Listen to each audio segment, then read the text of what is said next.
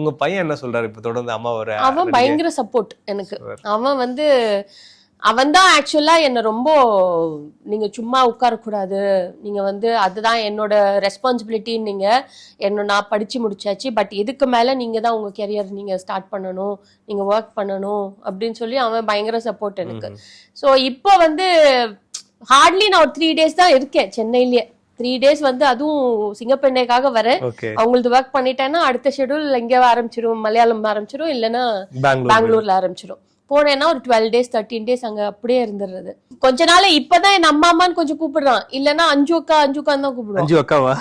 ஏன்னா அஞ்சு அக்கான்னு தான் கூப்பிடுறது. பெரிய ஏஜ் டிஃபரன்ஸ் இல்லையா? பெரிய டிஃபரன்ஸ் கிடையாது. அண்ட் என்னோட பிரதர்ஸ என்னோட அம்மா அப்பாவை தான் மம்மி டாடின்னு கூப்பிட்டு இருந்தது. ஏன்னா மோஸ்டா அவங்க தான் வளர்த்தது. சோ என் தம்பிங்களை கூட ஜானி அண்ணா, கமல் அண்ணா, அண்ணாதான், நான் அஞ்சு அக்கா. இப்போ அவருக்கு கொஞ்சம் பாசம் கீசம் ஜாஸ்தி ஆயிடுச்சோ, இல்ல ஏதாவது வேணும்னா அம்மா அப்பவே தெரிஞ்சுக்கலாம் என்னப்பா வேணும் அப்படின்னு தெரிஞ்சுக்குவேன்.